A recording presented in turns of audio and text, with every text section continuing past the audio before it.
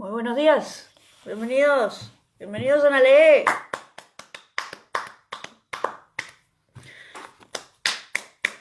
¿Cómo andan? Espero que estemos muy bien. Vamos a continuar con la lectura del libro de Don Bosco, que es una cosita, es una preciosura, es una preciosura. Uy, Anita, pero usted se conmueve un poquito. Ayer, ayer tuve que cortar ahí porque no podía seguir más, no podía, estaba quebradísima. Me venía aguantando la lagrimita ahí me venía aguantando, pero bueno, ya llegó un punto en el que ya no pude más. Y por eso cortamos con la transmisión, pero ahora seguimos avanzando en la lectura de este libro maravilloso. Ustedes me disculparán si me emociono un poco.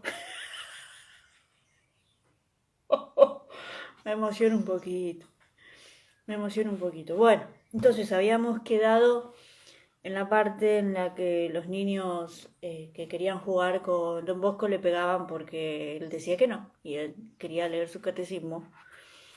Entonces Don Bosco les dice humildemente: pegadme cuanto queráis, no tengo tiempo de jugar, quiero estudiar para ser sacerdote.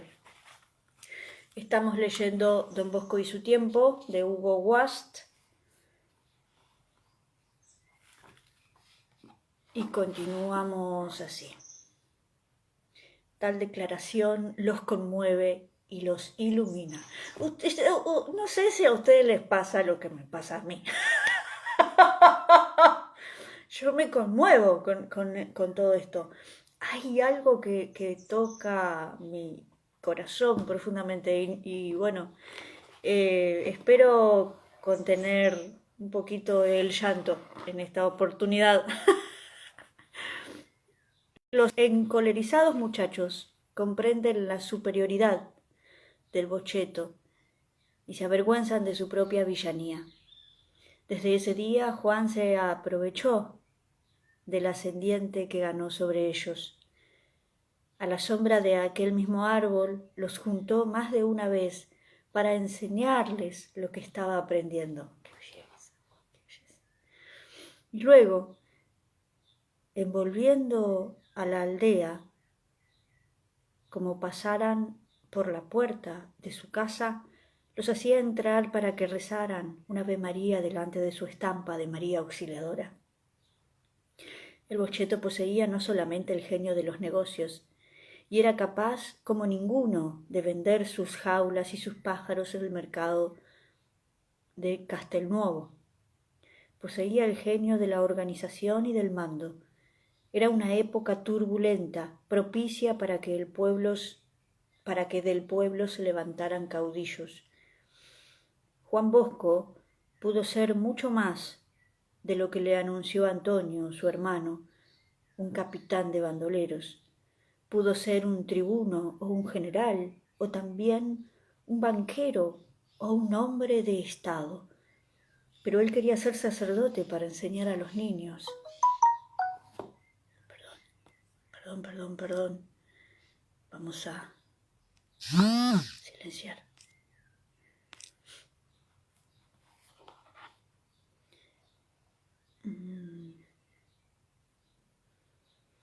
Italia estaba en efervescencia. No era lo que es hoy, una sola nación, sino un conjunto de pequeños estados autónomos, 4 reinos. Los estados pontificios, con su rey el Papa, se extendían del mar Tirreno al Adriático.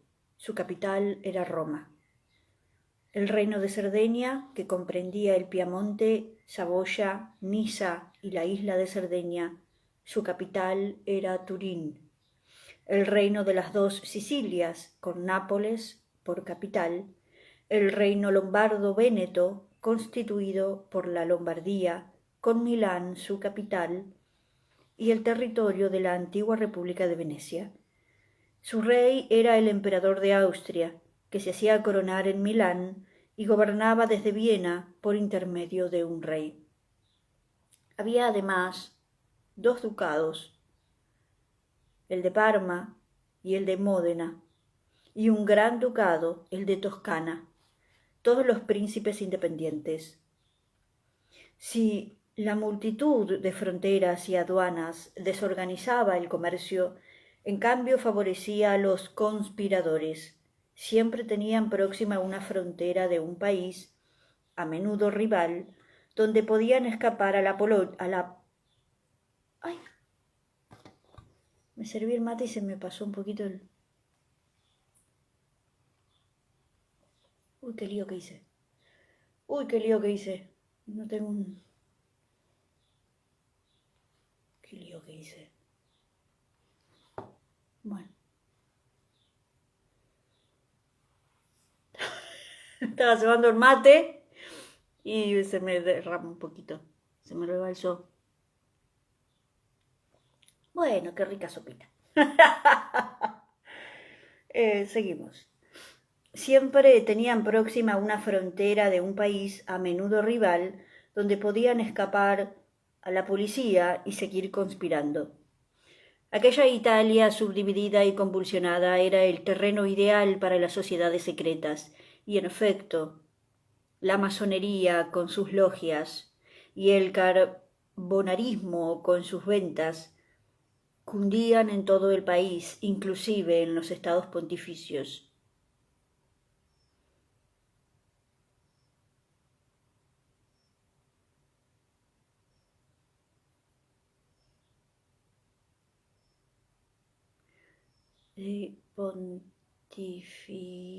El pontificado, pontificios, así es, ¿no? Pontificios. Sus propósitos aparentes eran políticos: realizar la unidad de Italia y emancipar del yugo austríaco Venecia y la Lombardía. Muchos católicos, bastantes sacerdotes, se dejaron seducir por aquella idea patriótica y se afiliaron a las ventas y en las logias. Pero nunca más cierta la palabra de Donoso Cortés: en el fondo de toda cuestión política hay una cuestión religiosa. En las capas inferiores de los masones y de los carbonarios podía creerse que los planes de la revolución se limitaban a expulsar a los austríacos y a hacer de la península una confederación bajo la presidencia del Papa. Los que en realidad impartían el movimiento al complicado mecanismo de las logias y de las ventas, jefes desconocidos de la turbamulta de sus afiliados, tenían un propósito más vasto y universal: establecer la república como el medio más eficaz para destruir la Iglesia romana. El pontificado es la roca secular en que se han estrellado siempre todas las sectas. Lo mismo las que llevan en su entraña una pasión teológica, desde los arrianos hasta los jansenistas, como las que se proponen demoler un trono o cambiar una dinastía. Por eso el odio, más profundo cuanto más secreto, de todos los sectarios contra la Iglesia romana. El protestantismo no les inspira tanta repulsión. Conviene mantenerlo provisoriamente, decía uno de ellos, como un puente para salir del catolicismo.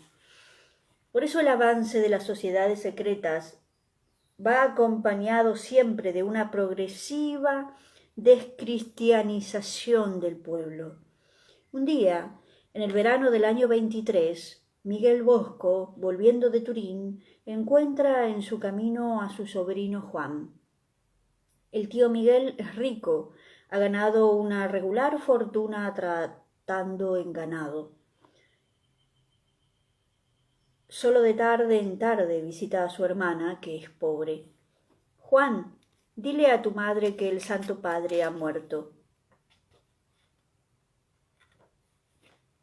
El bocheto recibe la noticia pálido, mortal. Su madre le ha enseñado a amar al Papa y aquel que ha muerto es el santo viejecito que ha vivido años cautivo de Napoleón. Él conoce a grandes rasgos su historia. Dile también que se corre en Turín que el cardenal Severoli va a ser elegido papa. El Bocheto nunca ha oído hablar del cardenal Severoli, ni su madre tampoco. Esa noche, después de la cena, la reunión de los amigos se hace a la puerta de la casa. Hace calor y es agradable respirar la brisa de los montes, que al arrastrarse por aquellas dulces colinas recoge el perfume de las viñas en ciernes. Todos aprenden el nombre del cardenal Severoli y rezan luego por el alma de Pío VII. Un mes después saben que, en el cónclave, el cardenal delegado de Austria se ha opuesto a la elección de Severoli y ha resultado papa el cardenal de la Genga, con el nombre de León XII, o XII, León XII. El veto que ejercían España, Francia y Austria ha desaparecido ya, por fortuna. Era no tanto un privilegio como un abuso de los príncipes católicos, consentido por la prudencia romana, para no indisponer al futuro papa con una nación poderosa. Esa noche, en la casa de Margarita Bosco, se habla del nuevo papa con devoción. Severoli o de la Genga son nombres sin sentido para aquellas gentes piadosas. Lo esencial es que la barca de Pedro tiene ya su timonel. ¡Viva León XII! ¿Qué mares siniestros va a cruzar la barca del pescador? No importa. Cristo va en ella, dormido como en el mar de Tiberíades, pero presente y pronto a despertarse si lo invocan. Estamos en 1825. Las sociedades secretas no han perdido tiempo. El ateísmo ha bajado como una filtración de las capas superiores de la sociedad, los filósofos, los poetas, los políticos, a las masas obreras. El puñal de los carbonarios y de los masones no solo amenaza a los príncipes y a sus ministros, sino a sus propios hermanos. Hay de aquel que conoce los secretos de las ventas o de las logias. Si no se presta a guardarlos y a cumplir sus más crueles instrucciones, hay de aquellos que no cumplen. Esa es la razón de muchos crímenes que desconciertan a la policía por misteriosos e inexplicables. Sin embargo, alguna vez los criminales caen en manos de la policía, como les ocurrió a Targhini y Montanari, dos carbonarios. Habían asesinado a un compañero por el delito de no asentir más a las reuniones de la venta. Enjuiciados y convictos de su crimen, que no era el primero, fueron condenados a muerte. Era el 23 de noviembre de 1825. Un sacerdote los acompañó hasta el patíbulo, alzado en la plaza del pueblo, en Roma. A pesar de los progresos del ateísmo, rarísima vez los condenados rechazaban los auxilios de la religión. Ante la certidumbre de la muerte, sus creencias revivían a la gracia, y la gracia triunfaba, tal cual, tal cual. Hay muchos testimonios de protestantes que antes de morir piden el Santo Sacramento, piden que un sacerdote los acompañe y les dé la Santa Unción y les dé de comulgar todo lo que siempre renegaron e insultaban de la Iglesia. En el último momento de la vida pareciera que hay no sé si arrepentimiento, pero sí un recapacitar de cuál es el camino, ¿no? Porque si realmente no serviría para nada la confesión, como el protestantismo no está de acuerdo con que un sacerdote con confesarnos nosotros con un sacerdote, no están de acuerdo. Ellos creen que uno solito se puede confesar con Dios y que Dios perdona en una relación personal.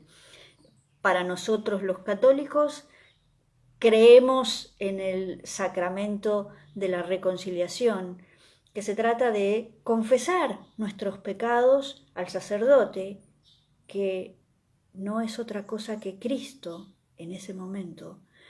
Estamos confesando nuestros pecados a Cristo y es Él, Cristo, el que nos perdona, nos lava los pecados a través del sacerdote. Nosotros los católicos creemos que esa es la forma en la que se nos perdonan nuestros pecados, ¿no? Todas esas cargas, eso que venimos arrastrando. El protestantismo dice, no, eso de andar diciendo los pecados a un hombre que es un sacerdote, eso no va. Y sin embargo, en el final de su vida, en ese lecho de muerte, piden a un sacerdote para aliviar esa carga, para limpiar los pecados, o sea que terminan asintiendo que el sacramento de la reconciliación sí es eficaz, sí funciona, sí lava los pecados, si no, no lo harían, ¿no? Me fui un poquito de tema. ¿Por dónde iba? Aquí, que ante la certidumbre de la muerte, sus creencias revivían y la gracia triunfaba.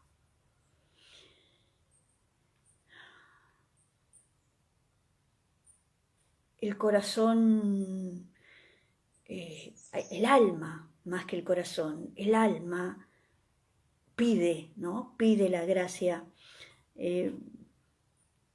Sí. Targhini y Montanari sienten sobre sí los ojos de sus compañeros de las ventas y de las logias, de los que hay centenares en el inmenso público que presencia la ejecución. Estas sectas trabajaban así y trabajan en secreto, ¿no es cierto?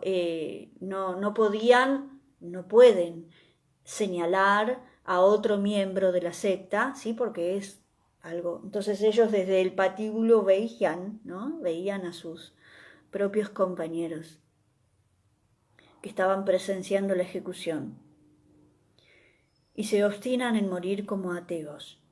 El primero en subir, claro, porque estaban ahí sus compañeros, entonces dijeron, no, vamos a morir como ateos.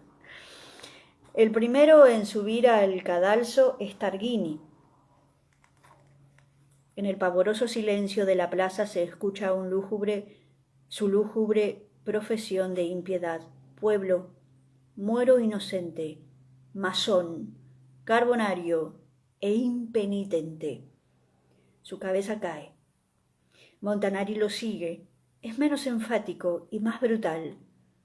Coge la sangrienta cabeza de Targhini, la besa y dice al sacerdote, que todavía lo exhorta: es una cabeza de cebolla que han cortado, nada más. Aquellos dos vulgares asesinos, por el solo hecho de haber sabido morir impenitentes, son considerados mártires del ateísmo. Qué increíble, ¿eh? Mártires del ateísmo. Las sociedades secretas se regocijan y esperan que todos sus miembros sabrán morir así. Mientras el horror de aquella muerte sin esperanza corre por las venas del pueblo cristiano. El bocheto piensa que si Targhini y Montanari hubieran tenido una madre como la de él, o un compañero que les enseñara a rezar, no se habrían perdido. Oye siempre las palabras del sueño, con dulzura y caridad te los harás amigos. Ahora que sabe letra por letra de su catecismo y muchos episodios de la historia sagrada, puede comenzar su apostolado. También sabe otras cosas, que ha aprendido con larga paciencia y a costa de muchos golpes y bastantes sueldos echados en el platillo de los saltimbanquis. Ha acabado de conocer sus secretos. En su casa Hay un sitio escondido donde crecen 2 jóvenes perales. Ata una cuerda que va del uno al otro y trepa con un balancín y camina sobre ella. También sabe echar las cartas y hacer juegos de prestidigitación. Su tenacidad, su robustez, su natural ingenio, su memoria prodigiosa vencen todas las dificultades, y aquel año se encuentra capaz de dar representaciones al aire libre, en un prado cualquiera de los Becky. Lleva su cuerda, un pedazo de alfombra, su mazo de naipes, un cubilete, una caja de doble fondo que él mismo se ha fabricado, los utensilios de un charlatán de feria. Lleva también una gallina, un conejo, un pichón, o los pide prestados a un vecino. Su voz es potente y fina y llega a todos los rincones de la aldea. Vengan, vengan mis amigos, vengan los que quieren conocer los secretos de la ciencia moderna. El agua transformada en vino en una botella tapada, una cebolla convertida en un conejo vivo en el fondo de un sombrero. La edad de las viejas declarada por los naipes, los dados mágicos que nunca pierden. Todo lo enseñaré sin cobrar un sueldo a nadie y por el solo placer de divertirlos honestamente. Como es domingo y hay muchos desocupados tomando el sol en los bancos de piedra, frente a cada casa se le forma pronto un corro. Es el hijo de Margarita. ¿Qué puede saber? Ni siquiera ha hecho la primera comunión. Pero dice que no cobra nada. Vamos allá. Cualquier cosa que nos muestre. Por ese precio saldrá barata. Ya en primera fila están los camaradas de Juan y alguna que otra vieja, segura de que los naipes manejados por el bocheto no son capaces de delatar su edad. Los hombres, recelosos de ser engañados, se aproximan lentamente. Vengan, mis amigos, verán cómo se baila una danza en la cuerda floja, y verán un hombre que camina con las manos y bebe un vaso de agua que lleva con los pies. Vamos, pronto, bocheto. ¿Aguardas acaso que lleguen los de Murialdo, o los de Capriglio, o los de Castelnuovo? Le gruñe un viejo, fastidiado de sus preparativos. No, ciertamente, responde Juan con despejo. Yo no quiero trabajar, sino para los habitantes de mi pueblo, aunque tal vez fuera mejor irme a Murialdo o a Castelnuovo, porque dice el Señor en el Evangelio que nadie es profeta en su tierra. Y a propósito, ¿han ido ustedes a misa esta mañana? Es claro que hemos ido, responden los muchachos, mientras los grandes se indignan de la pregunta. ¿Con qué derecho nos interroga el mocosuelo? ¿Por ventura no somos buenos cristianos? Efectivamente. Era raro en los tiempos del bocheto hallar en una aldea del Piamonte quien faltase a la misa del domingo, por malo que fuese el día, con nieve o con lluvias. ¿Pero habían entendido la plática del sacerdote? Allí los quería ver el bocheto. Ya sé que todos han ido a misa, no faltaría más. ¿Somos acaso turcos? Pero ¿quién es capaz de repetir lo que ha dicho el señor cura en el Evangelio? Ninguno. Ya me lo imaginaba. Bueno, pues yo soy capaz de repetirlo todo, sin cambiar una sola palabra. Óiganme. Y al que note que cambio una sola palabra, le daré un juego de bochas nuevas que yo mismo he fabricado. Con pasmosa memoria, Juan repetía la plática del cura. Los paisanos lo escuchaban abriendo la boca. ¿Cómo era posible que aquel rapaz de 10 años recordase tan maravillosamente lo que ellos apenas habían entendido? Para hostigar la atención de su auditorio, de cuando en cuando introduce alguna alusión de su cosecha que los hace reír. Alguno del corro se aparta con señales de aburrimiento. El bocheto lo interpela. ¿Se va, señor Bartolo? ¿No quiere oír hasta el fin la palabra de Dios? No sabe lo que se pierde. Además, no verá el agua transformada en vino, lo que es muy útil para el que tiene botellas y no tiene viñas, ni sabrá por los naipes la edad de mamá Catalina. Vamos, Bocheto, no te metas conmigo, protesta la viejita aludida por Juan. Acaba el sermón y muéstranos tus habilidades.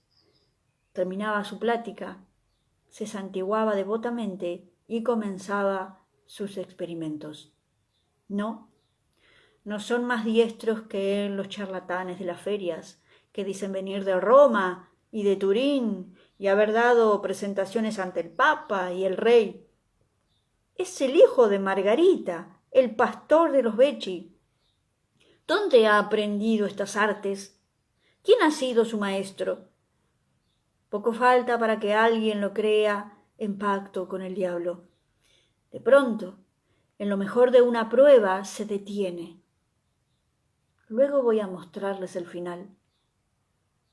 Ahora recemos el rosario. Protestas, rezongos de los más ariscos, partida de algunos. Nada lo impresiona.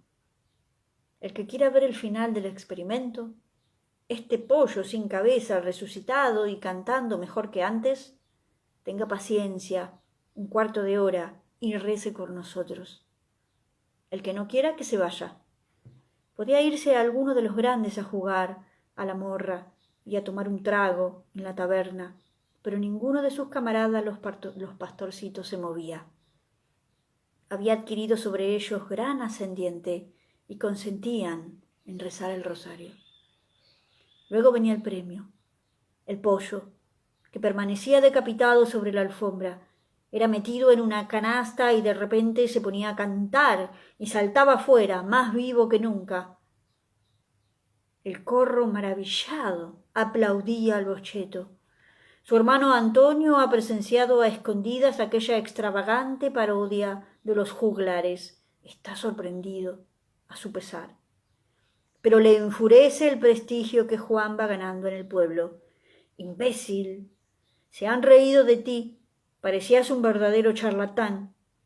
Bah, ¿qué importa? Replica Juan, a quien no conmueven ni los elogios ni las censuras, porque tiene el corazón más arriba que todas las cosas del mundo. Los he divertido, honestamente, no han blasfemado, han escuchado un sermón y han rezado el rosario.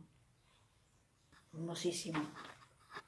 Vamos entonces al siguiente capítulo, 15 liras anuales de salario. Primavera del año 26. Juan se entrega por completo a los trabajos del campo.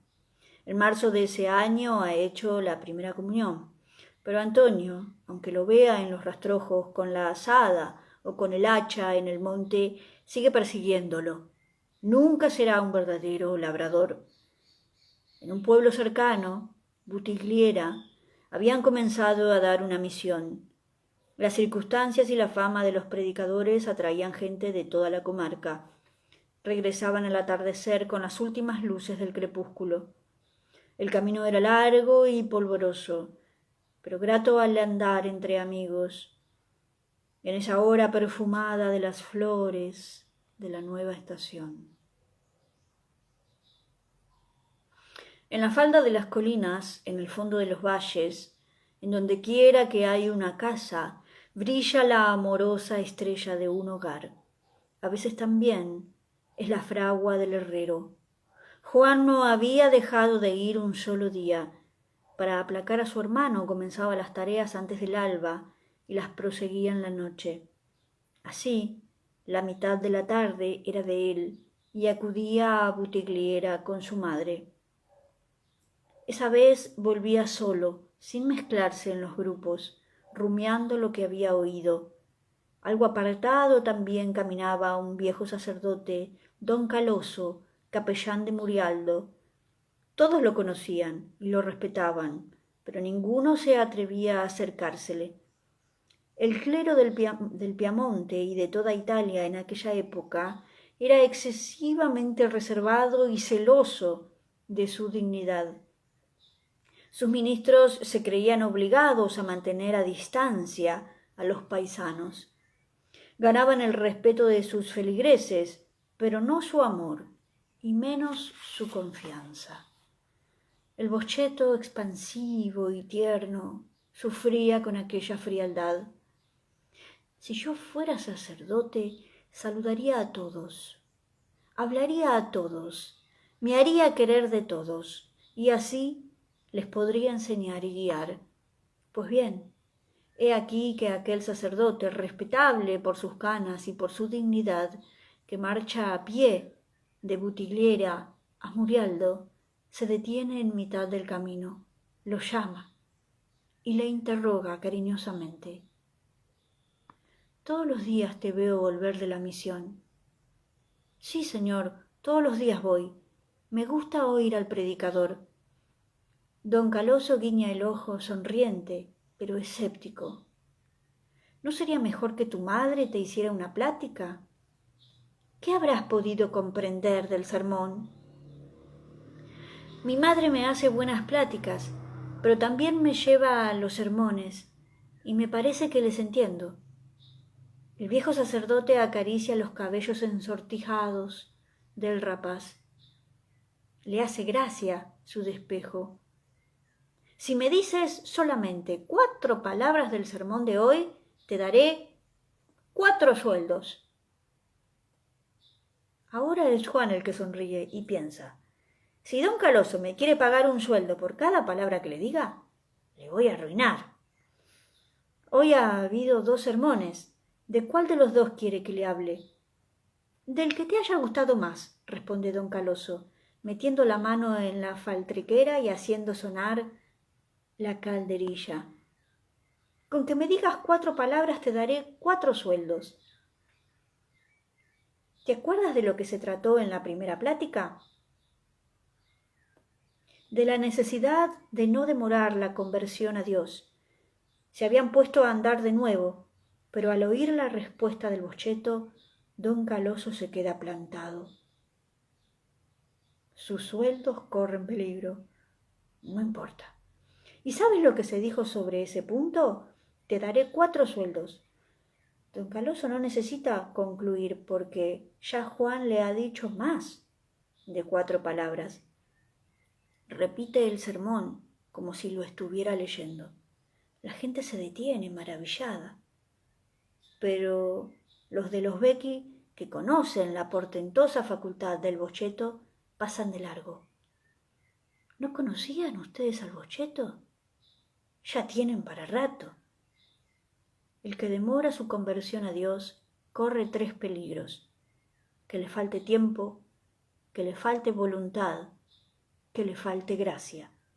Allí, sobre el camino blanco, a la orilla de un trigal dormido en la azulada paz del crepúsculo, a tiempo que se encienden las mudas estrellas, están media hora y acaban por quedar solos. La voz dulce y timbrada del boscheto surge sin tropiezo, como una cinta de seda.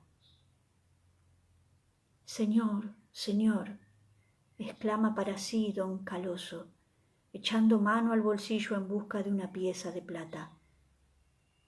Este muchacho es un portento. Y en alta voz, ¿cómo te llamas?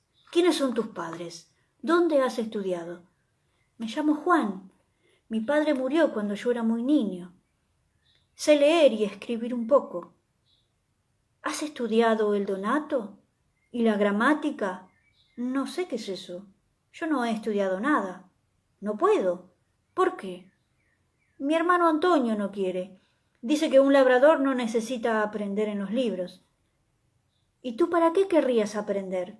Para ser sacerdote y enseñar a mis compañeros y a los niños, que se vuelven malos porque nadie cuida de ellos. ¿Sabes ayudar a misa? No mucho. No importa.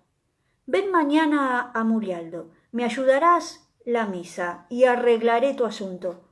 Antes del alba ya está Juan camino a Murialdo. Qué bien saben los penetrantes perfumes de una limpia mañana. A tiempo que el sol asesta sus primeras lanzas de oro sobre las colinas de los Becci. La iglesia de Murialdo está desierta a esa hora, y a nadie escandalizan los errores del audaz monaguillo que no sabe ayudar a misa. Luego, en la casa parroquial, ante una mesa cargada de libracos, don Caloso coge la pluma. ¿Eres capaz de dictarme la segunda plática de ayer? No la sé en italiano, la sé en piamontés. El Boschetto cree que, cuando se trata de escribir, hay que hacerlo en italiano. Díctala como la oíste, en tu dialecto. Después de una hora de escribir bajo el dictado de aquel pastorcito, el capellán de Murialdo se agarra la cabeza. Prodigioso, prodigioso. Yo me encargaré de hacerte estudiar. Ven mañana a verme con tu madre. Pero apenas sabe Antonio que Juan irá a Murialdo a aprender italiano y latín, monta en cólera. De ninguna manera. Cuando los trabajos son más urgentes, no puede consentir que Juan, que ya pierde la mitad de la tarde oyendo sermones, pierda el resto del día aprendiendo cosas inútiles. Italiano, latín, bah, ¿para qué sirve eso? Margarita Bosco no se animó a hacerle frente, y Juan no volvió a Murialdo, hasta que un día en el otoño se encontró el Boschetto con su viejo capellán. Entonces tu madre no quiere que estudies. No es ella. Es Antonio el que se opone. Que quiera, no quiera tu hermano Antonio, yo te enseñaré. Desde mañana irás a casa con tus libros y cuadernos que tengas. Vamos a ver quién puede más. El viejo sacerdote está dispuesto a jugar su autoridad en aquella lucha. Margarita consiente en desafiar las iras de Antonio, y Juan, desde el día siguiente, va al pueblo vecino, distante, media hora. Aprende italiano y latín. Luego en su casa, trabaja cuanto puede para desenojar a Antonio. Este aguanta callado hasta fines del invierno, cuando renacen las tareas del campo. Un día se apodera de libros y cuadernos. Quiero que esto concluya de una vez. ¿Qué necesidad hay de tanto latín y de tanta gramática en la casa de unos labradores? Yo me he criado fuerte y no conozco eso. Juan escucha con indignación los despropósitos de Antonio y no puede contener su genio vivaz. Hablas mal y no te das cuenta. Por muy ignorante que seas, nunca serás más fuerte que nuestro burro.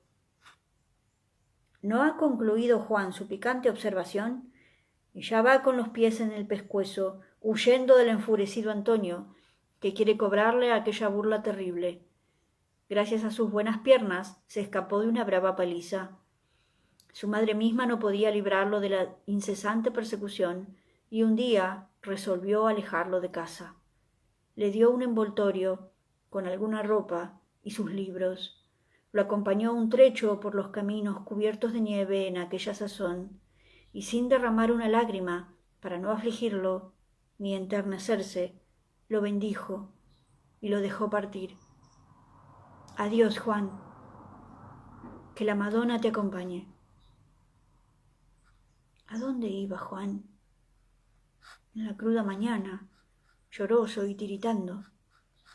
A cualquier parte, a donde quisieran tomarle de sirviente sin sueldo y por la comida nada más. En la ruta de Chieri halló una casa de parientes o amigos y allí se ofreció. Pero en invierno falta el trabajo y sobran los trabajadores. Siguió más adelante, horas y horas. Llegaba la noche y recomenzaba la nevada. Había comido solamente una tajada de pan seco. Tenía hambre y frío y estaba muerto de cansancio. De buena gana se habría refugiado al abrigo de uno de los matorrales que bordean la carretera para dormir hasta el día siguiente. Pero su madre le ha dicho: la mucha nieve en la montaña ha echado los lobos de sus guaridas. Algunos han bajado hasta el país. Si la noche te sorprende, no duermas en el camino. Amanecerías helado o te descubrirían los lobos. Llega a casa de los Moglia y te darán refugio en el granero y al alba partirás. ¿Pero a dónde está la casa de los Moglia? En aquel laberinto de senderos y de colinas y de aldeas silenciosas. que la nieve confunde y la noche va cubriendo. El bocheto, amedrentado, invoca a María Auxiliadora, cuya estampa lleva en el zurrón, y con el último pálido fulgor de aquel triste día descubre la granja y se aproxima. ¿A dónde vas, muchacho, a estas horas?, le dice un viejo que aparece a la entrada. Voy en busca de un patrón que quiere emplearme sin salario. Mal tiempo para buscar un patrón. Sigue adelante y que Dios te ayude. Cierra el viejo la puerta y el muchacho queda fuera, abandonado a su suerte. Por fortuna, otro hombre lo ve, y desconfiando tal vez de que sea un ladronzuelo que espía la ocasión de penetrar en el gallinero, le interroga. ¿A quién buscas, niño? A Luis Moglia. Soy yo. ¿Qué quieres? Mi madre es Margarita Bosco. No puede tenerme en casa porque mi hermano mayor me pega. Me ha mandado venir aquí. Deme cualquier trabajo. Pobre niño. Yo no tengo trabajo que darte. Hasta después de la anunciación no habrá nada que hacer. Vuélvete a casa. Yo no pido salario. Con que me deje dormir en el granero y me dé la comida trabajaré cuanto quiera. Te he dicho que no. En mi casa no necesito criado, ni debes ser capaz de nada. No puedo tenerte. El bocheto se sienta en el umbral de piedra y se echa a llorar.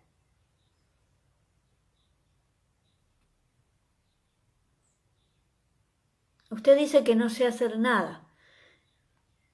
Ensaye mi trabajo y quedará contento de mí. No me mande a casa porque la madre no me recibiría. Al oír aquella suplicante voz infantil, sale Dorotea Moglia y dice a su marido, probemos de tener a este niño algunos días.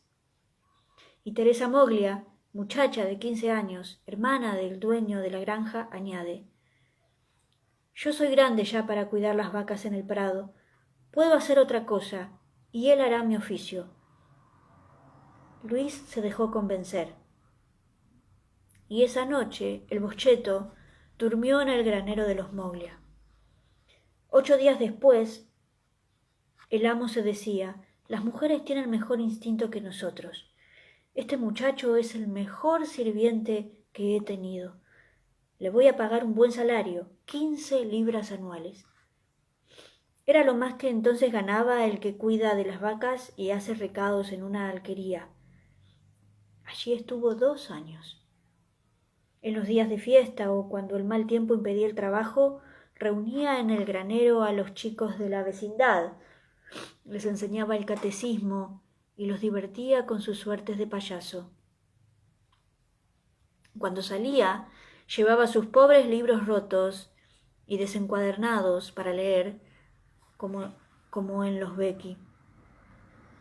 Un día Ana, la hija de los Moglia, le dice, ¿por qué vas siempre al campo con un libro? Eso no hacen los otros pastores. Porque yo quiero estudiar para ser sacerdote. La muchacha se pone a reír. Tú, bocheto, que llevas las vacas al pasto y das de comer a los cerdos y cavas la tierra, ¿vas a decir misa y a confesar? Juan la mira seriamente y le responde con tono profético, sí. ¿Y tú, que te burlas siempre de mí? Sabe que un día vendrás a confesarte conmigo. Muchos años después, aquella palabra que hizo enmudecer a la joven se cumplió exactamente. El bocheto era ya don Bosco, y ella acudía a la iglesia de San Francisco de Sales, en Baldoco, y se confesaba con él. El tío Miguel, que era el más rico de los hermanos de su madre, cuando iba al mercado de Chieri encontraba al sobrino cuidando el ganado de Moglia. ¿Estás contento ahora, Juan? ¿Cómo puedo estarlo, tío Miguel? Yo quisiera estudiar, y pasan los años. Yo tampoco estoy contento de verte servir en casa ajena. Deja esas vacas, despídete de tus amos y vuelve a casa.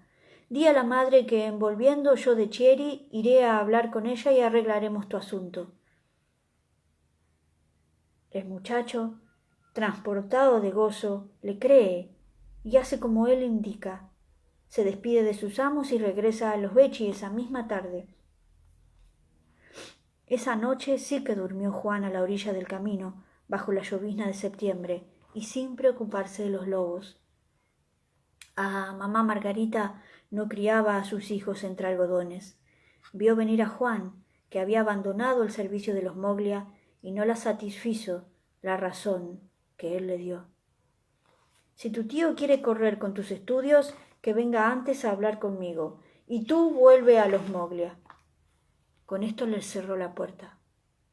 Era ya la noche, y Juan, rendido por el trabajo del día y por la larga jornada, no tuvo alientos para volverse. Además, los Moglia no lo recibirían.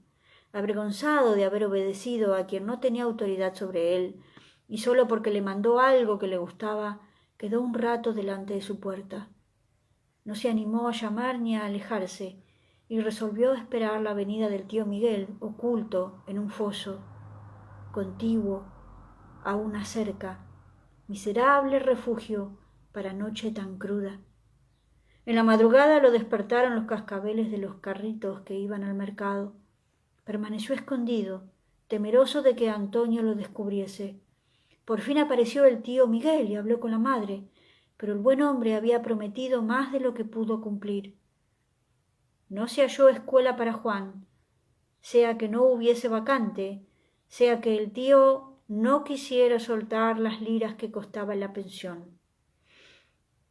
Entonces, don Caloso, el viejo capellán de Murialdo, recibió en su casa a Juan y prosiguió sus lecciones.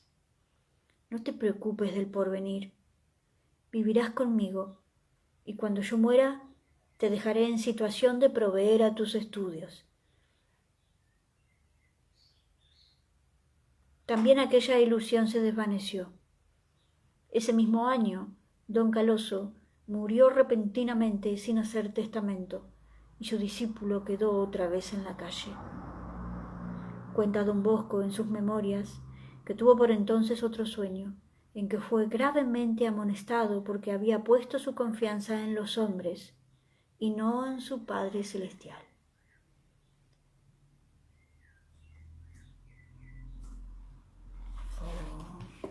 Bueno, vamos a dejar por aquí entonces. Puso su confianza en los hombres y no en su Padre Celestial. Muy bien. Mañana continuamos.